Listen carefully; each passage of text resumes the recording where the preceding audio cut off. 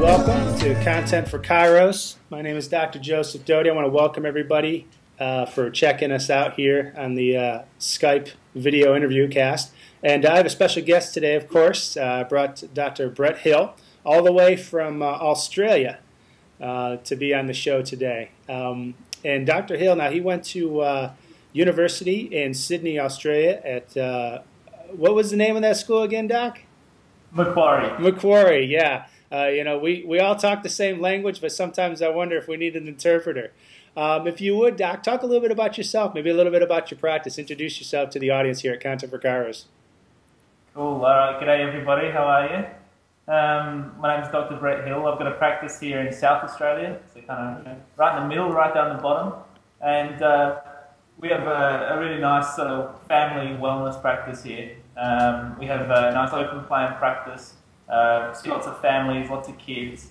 I do sort of SOT, activator sort of adjusting, and really, yeah, a real wellness focus. So we do lots of workshops and seminars, and lending library full of books. We've got a shop in the practice full of products. Looking at that, that whole package really of the diet, the exercise, the nutrition, the positive thinking. Really working on that whole package. That's excellent. I mean, a lot of time, there's so many different practice styles out there, and I think, with that being said, you're more of coming from the wellness perspective, and the idea here is not just to just focus in on one particular avenue or area. It's interesting because it's here in the States we're going through a bit of a myth, or I guess some challenges within our own profession with chiropractors trying to introduce prescription drugs into the profession. Yeah. And I'm not sure how it is going on there. I don't want to focus too much time on that, but it's like the idea here is that running a wellness practice is about as far extreme 180 degrees opposite of that as you can be. And for the skeptics out there, I mean, because I know there's doctors out there who are skeptical. Talk about how is that working? How does that work for you? So it was New Mexico, wasn't it, over there, that was looking at the drugs and medications? Yes, it was, New Mexico. I've been following it a little bit. It's pretty interesting. And we've kind of had similar, not quite that extreme, but we had similar sort of things going on down here in Australia. We've just changed our whole registration procedure, where we've gone from state-based registration to national registration. Mm-hmm. And one of the things they did, obviously, was they created a whole new registration framework. So we had all sorts of different doctors putting in what they thought should be in that registration framework. There was stuff in there in the original documents like compulsory vaccinations for all chiropractors and, all sorts of stuff like that. So, there's certainly a diversity in the profession over here as well. And so that's been sort of interesting. I'm on the board down here in South Australia. I'm the president of the Chiro Association down here. So, we've been writing up submissions and putting stuff in, trying to make sure we keep that drugless wellness focus for chiropractic down here, because that's really important. Right. There we go. Cut out there briefly. If you can, you shared a little bit about your practice, but now, and one of the reasons I brought you on the show here is because you actually are working on, you finished the book, but you're actually working on publishing the book. And if you would talk a little bit about that, about what inspired you. I mean, you're busy in practice, you're with the Chiropractic Association, and you've got all these things going on, you got all these irons in the fire, and you're running a successful wellness practice. What possessed you to start writing a book? I think what actually possessed me to start writing the book was frustration. Basically, what I started to find was I was going to all these great seminars, right? And if you Americans over there haven't heard of Dynamic Growth, which we have up here in Brisbane, in Queensland, Australia, that's a great seminar. Mm-hmm. And all sorts of seminars like that. And I kept hearing all these chiropractors up on stage, and they're just awesome, right? Just lighting up the room, doing awesome stuff. And I just kept hearing it, and then you'll get home and talk to people, and nobody knew any of it. There was all this great stuff out there, and all these chiros sitting there talking amongst themselves, but it just wasn't getting out there. Yeah. And it wasn't getting out there in a way that was readily consumable for the public. That was in a way that they could understand, that they could, read it, apply it to their lives, take action on it, all those sort of things. So that was really kind of the goal of my book, because I was like, well, there's great information out there, but often it's really technical. or it's, you know, maybe a bit not on the mainstream, or, you know, so to try and get all that information and go, okay, how can I make that so that it's readily available for the general masses, basically. Right. That's always been my kind of idea.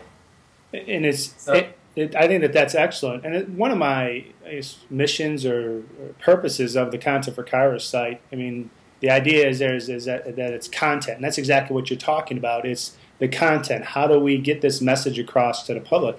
And, you know, my hope is that other doctors check this out and actually inspires them to start writing a book. I mean, because there's plenty of room out there. You know, writing a book just for your local market. I mean, it doesn't mean that you have to do, I mean, you're a bit more ambitious here. You're actually looking at doing something a little bit more extensive worldwide, and different markets and things like that. So you definitely want to take the book to the masses.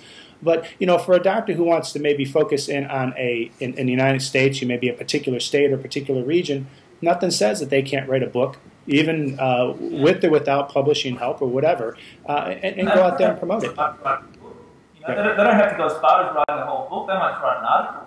They might just do a book. They might just, you know, jump on the radio, or, you know, whatever it is. Just, you know, it could be something tiny in your local area. Right. It doesn't have to be a book that you're going to try and, you know, flog all over the world or whatever. You know, it could be just something small. Right. And that's the best spot to start. Yeah. You have to start somewhere. So definitely starting small, I think, is good. Now, I've had a chance to read the book. It's excellent. If you can, you know, if you can share the title, that's great. Share the title, but talk a little bit about the process and the schedule, and the writing schedule, and how you went about bringing that about. I mean, obviously, you have to start somewhere. Starting, right? That's the first bit. Yes. That's my first tip. Start. You know, I'd had this idea for ages that I wanted to write a book. Actually, I spoke to a Canadian friend of mine who I spoke to 10 years ago, and he told me he was writing a book. And I was like, that's cool. You know, wouldn't that be awesome, writing a book? So I just kind of got in my head there that, hey, one day I should write a book. And I've actually got a wife who's a journo, so she's actually a professional writer. All right. And so that's really handy. That helps out. I always had this idea that I wanted to write a book, but I didn't know how to do it. You know, I kind of had all the information, and I knew roughly what content I wanted to go into the book, but I couldn't figure out how the book was going to work, like how I could get sort of my personality and my message into a book in a way that would work and that would be easy to read and actually usable, right? Because the last thing I wanted was a book that sat on the shelf and nobody actually used. That would just drive me mad. And so I reckon I started writing a book probably 5 or 6 times. And I'd start writing this book, you know, and I'd come up with a name, and I'd come up with kind of, you know, and I'd start writing and just start banging out words, basically. And I'd get sort of a chapter or so in and go, nah, it's not working. Nah, it's not working.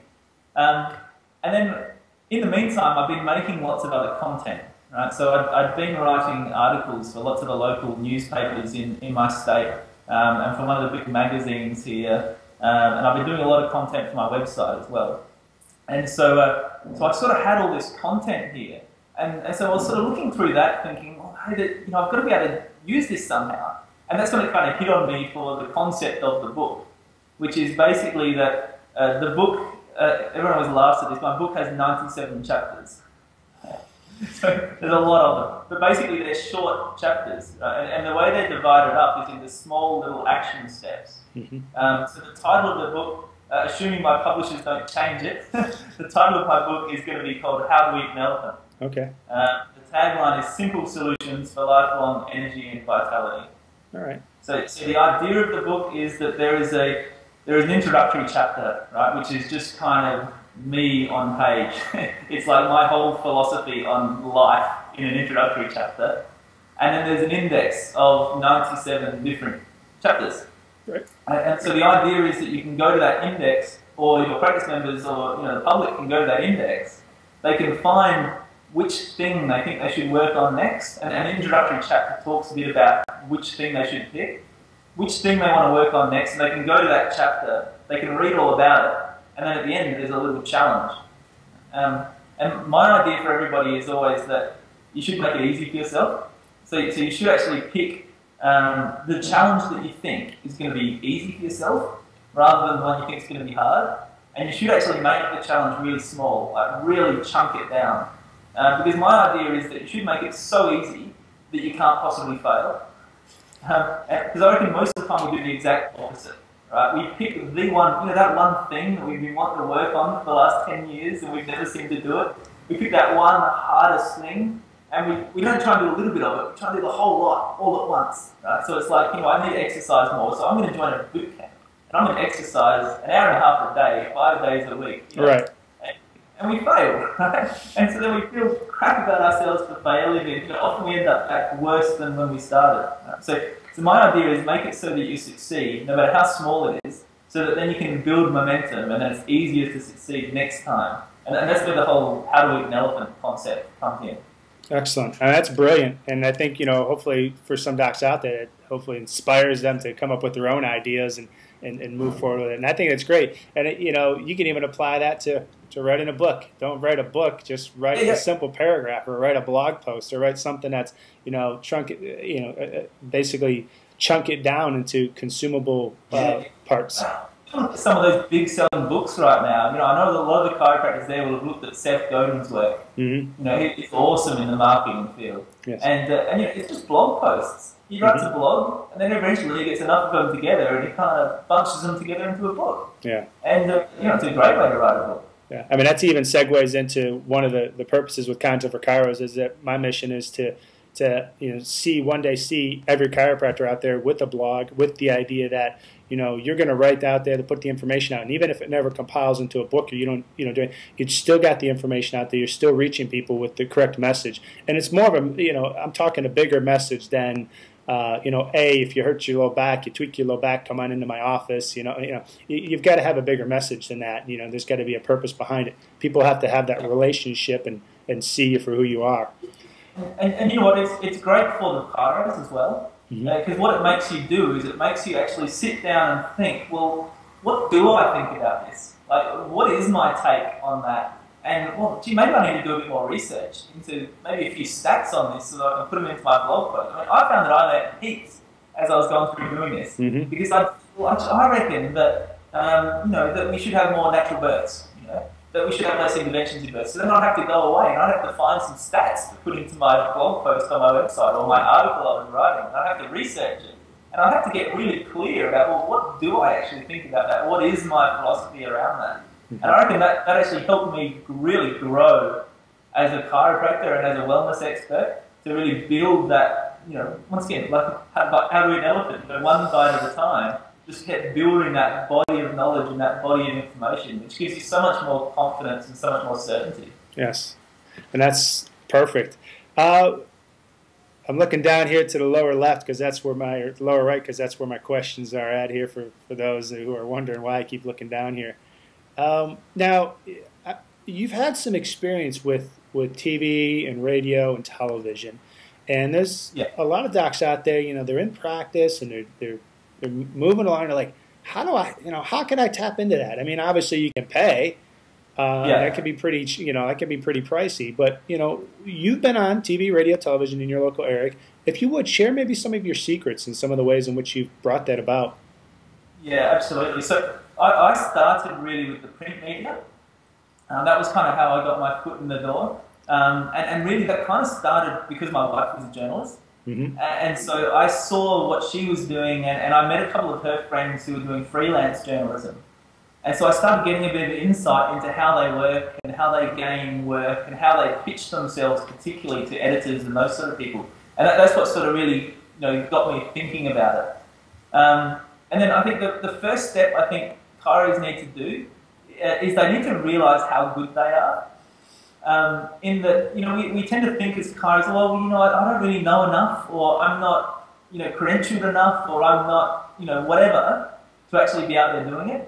Whereas in reality, if we're talking about wellness, there's no one better positioned than chiropractors to talk about it. There's no one with our philosophy, with our university qualifications, with our years of experience, with our, all of that sort of stuff. There literally is no one out there in a better position than you.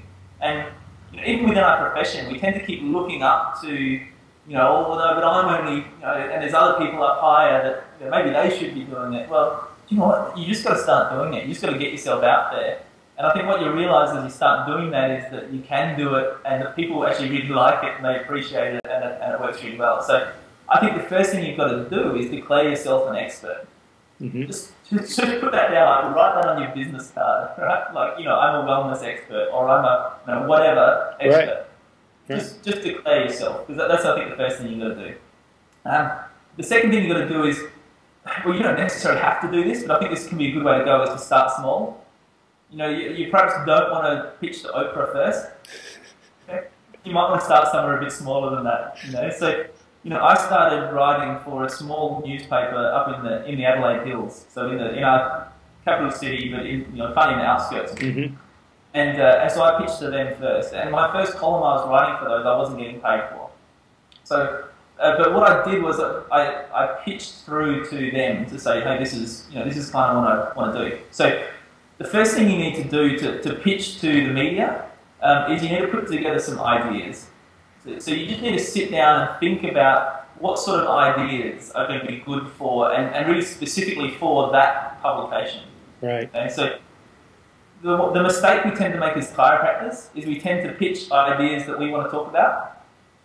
What we need to do is pitch ideas that they want to hear about and that their readers want to hear about. And then you just sneak in the chiropractic stuff. Sure. Well, I mean, I think it's the main question. What's in it? What's in it for me? What's in it for them? If we come out of as a chiropractor and say, hey, let me tell you how great I am, and let me tell you how I can save the world with chiropractic care, and you look at the newspaper and it's like, people aren't necessarily looking for that. Doesn't mean that you can't deliver it in a way. But people are not clamoring for for what you have to offer. Articles that are like the 33 founding principles of chiropractic. What is a subluxation? Right. And it's what we want to talk about, right? But you've got to kind of come in the back door. You've got to sneak.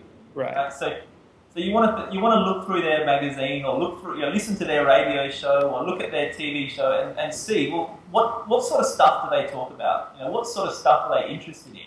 And how can I find some content that matches in with that? All right? And so then you start creating the content. And, it might be about diet, for instance.